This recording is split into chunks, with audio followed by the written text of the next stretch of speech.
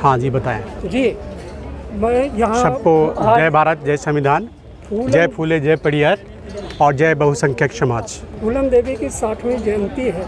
इस मौके पर यहाँ पर जानी मानी देश की समाज सेविका, नायिका और प्रखर वक्ता ही नहीं, कई दलित संगठनों की प्राण प्रतिष्ठा करने वाली राजबाला सैनी दुनिया जानती है। उन्होंने अभी बिल्कुल फूलन देवी के गेटअप में बिल्कुल ज़रूरत है सर दिया था और आपको देखकर मुझे लगा कि बगल विक्रम मल्ला खड़े हो गए। जी बिल्कुल आपने उसी तरह बना भी रखा है। क्या कहना चाहते हैं इस बारे में? क्या सशस्त्र क्रांति का आह्वान आपका संगठन कर रहा है? क्या आप महसूस कर रहे हैं कि महिलाओं की सुरक्षा वर्तमान सरकार नहीं दे पा रही है? बिल्कुल। आज चूँकि हमारी वीरांगना बहुजन सम्राज्ञी इनका जन्मदिन है, जन्म दिवस है और मैं उनको नमन करता हूं। और आज जो माहौल बना हुआ है देश में, वो बिल्कुल वही माहौल है जो कुछ दिनों पहले हुआ करता था और मजबूरन होकर के अपनी रक्षा जो उस समय की गवर्नमेंट नहीं कर पाई थी और वो अपनी स्वयं की रक्षा करने के लिए उनको फूलन देवी जी को हथियार उठाना पड़ा था। तो वो आज की गवर्नमेंट पूरी तरह से फेल है। वो हर एक मुद्दे पे फेल है, चाहे वो शिक्षा का मुद्दा हो, चाहे वो रोजगार का मुद्दा हो या महिलाओं के सम्मान का मुद्दा हो।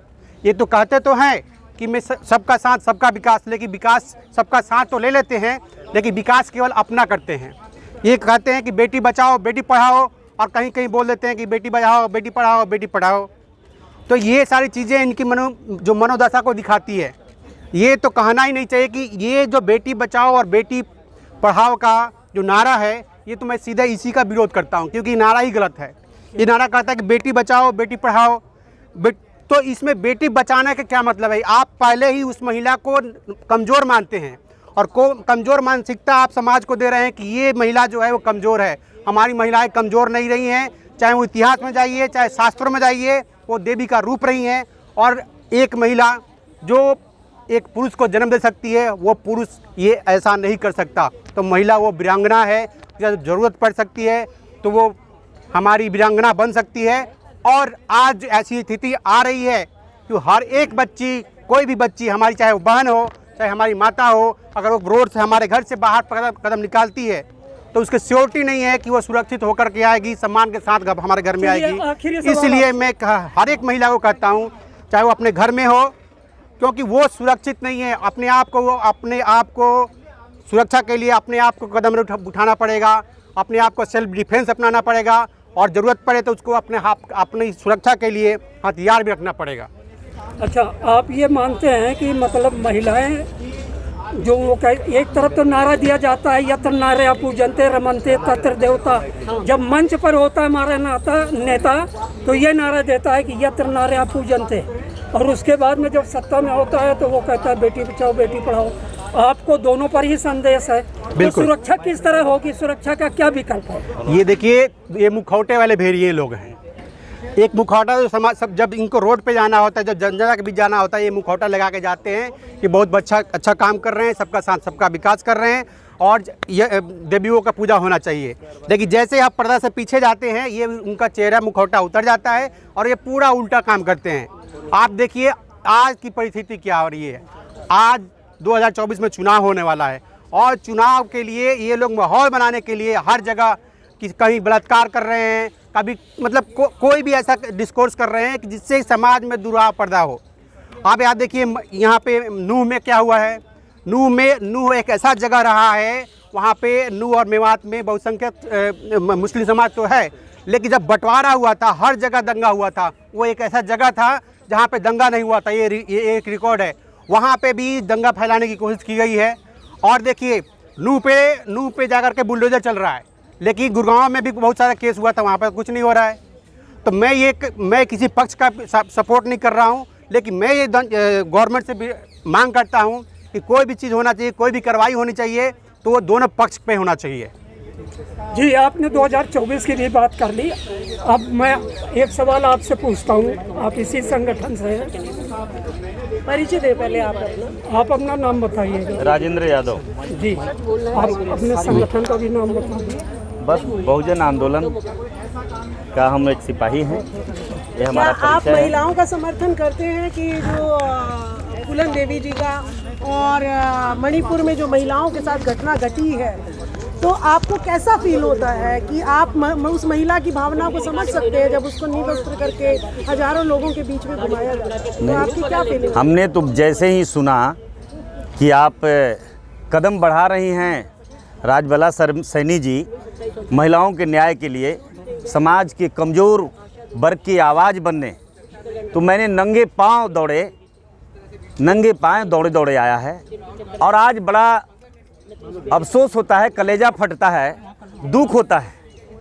आज पुनः वो शब्द भी आ गया, मणिपुर की घटना ने वो दिन याद करा दिया जिस दिन वीरांगना भारत के सदन में गरजने वाली बेटी, जुल्म की शिकार महिला जिसके साथ बलात्कार हुआ था, लेकिन फिर भी स्वाभिमान से ज़िंदगी जीना शुरुआत कर दी थी, उनके आज पुराने जख्म को मणिपुर ने ताज़ा कर देने का काम किया है, खोदने का काम किया है। प्रधानमंत्री जी, आने वाला ये समय जो होगा, आपको तो लगता है कि नहीं 2024 का बहुत बड़ा मिसाइल हमें मिल रहा है, लेकिन आपको बता दो, जितने आप जुल्म करोगे, जितने आप नफरत करोगे, उतना इस देश के लोग गुस्से में ईवीएम से ऐसी सजा देंगे कि आपके सारे संघ परिवार को मैं चेतावनी देता हूं, मां की छठी का दूध याद आ जाएगा आपको। होशियार रहना, ये पूरे बहुजन जाग रहा है, देश जाग रहा है। मुझे मालूम है कि आज इस देश में लड़ाई क्या है, देश में वेद और संविधान की लड़ाई है।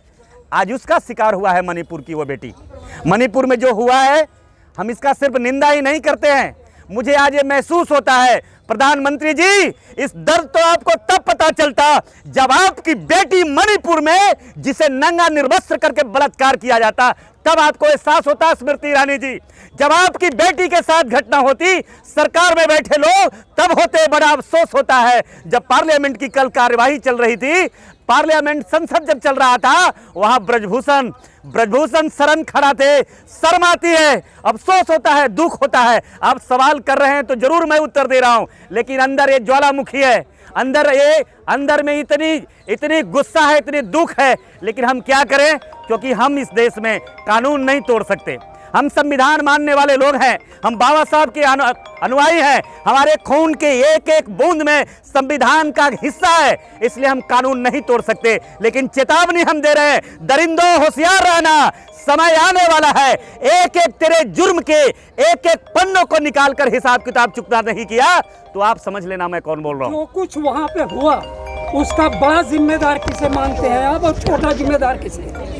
देखिए, आप बड़ा और छोटा की अगर बात कह रहे हैं तो मैं खास करके ये दोनों डबल इंजन, जहां दोनों सरकारें भारतीय जनता पार्टी के है, संघ परिवार का है, डबल इंजन की सरकार है, और एक दिन नहीं, 2 दिन नहीं, 3 दिन नहीं कि किसी को पता नहीं चला, 4 दिन नहीं, 5 दिन नहीं, 91 दिन तक मुसलसल लगातार घटना होता रहा, 91 दिन तक लोग मरते रहे, हत्याएं होती रही, निर्वस्त्र होता रहा, बलात्कार होता रहा, लेकिन बड़ी अफसोस की बात है 18 दिन तक एफआईआर तक दर्ज नहीं किया है। आप जिम्मेदार की बात कर रहे हैं, ये पूरे देश में आपातकाल के हाल से गुजर रहा है। 74 में भी ये दिन नहीं था, 74 में भी ये हालात देश में नहीं था, वो स्थिति ये पैदा कर दिया है। पूरे देश में मणिपुर बनाना चाहते हैं, पूरे देश में नूहू बनाना चाहते हैं, पूरे देश में दंगा फसाद खड़ा करके। अभी देखिए, एक नई बातें, एक नया चाल भारतीय जनता पार्टी ने कर दिया। कल तक मनमोहन जिसको मोनू मनेसर करता था, आज ओबीसी को खड़ा करने के लिए, ओबीसी को आगे करने के लिए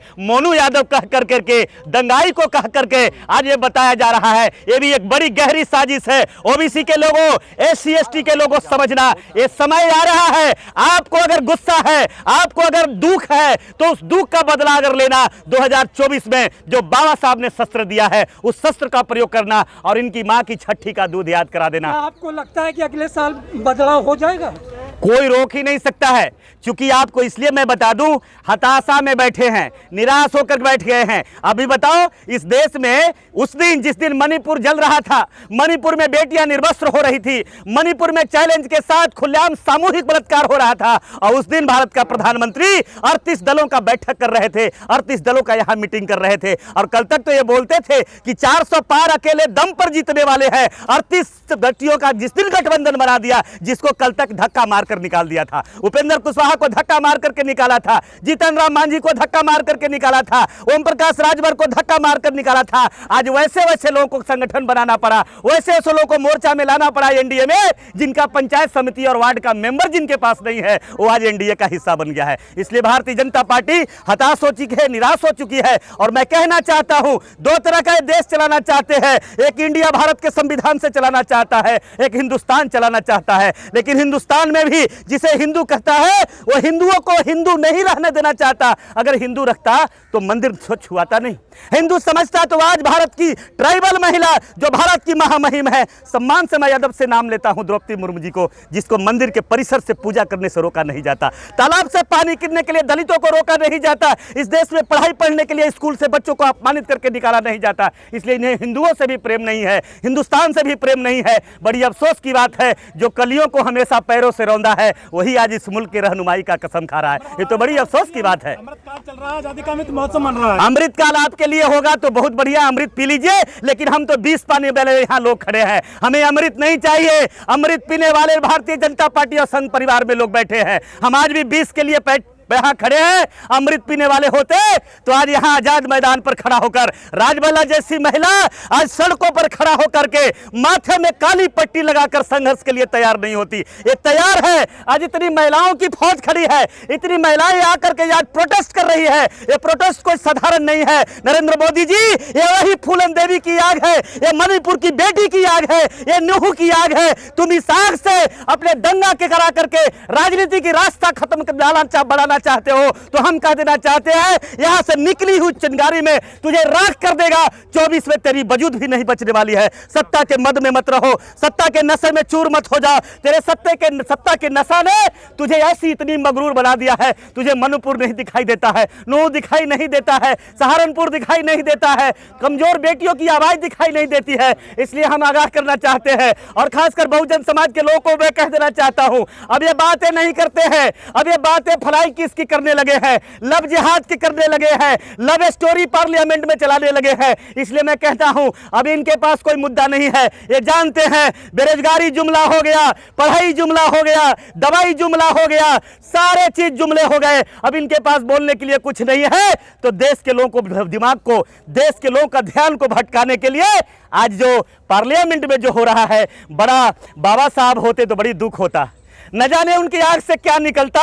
जिस पार्लियामेंट बाबा साहब ने 140 करोड़ को न्याय के लिए बनाया था, लोगों को आंसू पोंछने के लिए बताया था, निर्वस्त्रों को वस्त्र देने के लिए बनाया था, आज बाबा साहब का अपमान उस पार्लियामेंट के अंदर हो रहा है। इसलिए दलितों, आने वाले समय में एक ही इनके पास मामला है। नोटबंदी से पूरे पैसा लेकर भारतीय जनता पार्टी के कार्यालय में रखा है। पूरे देश के भाजपा कार्यालय में ब्लैक मनी का बड़ा खजाना पड़ा है। आने वाला समय में वोट भी बेच खरीदेगा, क्योंकि वोट खरीदने की इनको परंपरा हमेशा इनको रही है। और 5 किलो चावल और गेहूं दे करके भी ये वोट पर इनकी नजर लगी हुई है। इसलिए मैं आगाह करना चाहता हूं दलितों, आप ये समझना, ये बाबा साहब ने वोट का अधिकार दिया है। वोट बेटी होती है, बेटी को बेचा नहीं जाता है, बेटी दान कर दिया जाता है। जिस दिन तुम दान कर दोगे उस दिन इनकी माँ की छठी की दूध याद आ जाएगी। मेरी तरफ से आखिरी सवाल आपसे ये बताया, आपने जिक्र किया मोनू मनेसर का, ठीक, राजस्थान की पुलिस भी उसे तलाश रही है और हरियाणा सरकार भी, आखिर पकड़ में क्यों नहीं आता? एक तरफ कांग्रेस की सरकार है, दूसरी तरफ आप मुझे बताओ राजबाला हमारी बहन यहीं पर आज कई दिनों तक महिला पहलवानों बलात्कारी जिसके लिए आंदोलन चला रही थी, वो प्रधानमंत्री के कुर्सी के पीछे कल के सदन में आपने फोटो देखा होगा, वहां बैठा है। हिम्मत हुआ क्यों नहीं? कल तक बोलते थे एफआईआर नहीं है, बेटियों ने एफआईआर कराया। तुमने कहा यह चार्जशीट नहीं हुआ है, बेटियों ने चार्जशीट कराया लड़के। आज चार्जशीट होने के बाद भी, एफआईआर होने के बाद भी दर्जनों बेटियों का बलात्कारी प्रधानमंत्री के साथ खड़ा है। अरे किससे उम्मीद की भीख मांगते हो? किससे न्याय की बात मांगता हो? मैं तो सिर्फ काउंटर कर रहा हूं, बता रहा हूं, हमें कोई आशा नहीं है, उम्मीद नहीं है। अगर सुल्ली पर भी लटका दोगे, गोली मार दोगे, तोप से भी अगर उड़ा दोगे, तो मैं न्याय तुमसे नहीं मांगने जाऊंगा, इसलिए क्योंकि बाबा साहब का संविधान पे तुम विश्वास नहीं रखते हो। हम भी संविधान परस्त लोग हैं, हम संविधान में विश्वास रखने वाले लोग हैं। बहुत शुक्रिया। मणिपुर की महिलाओं जीके से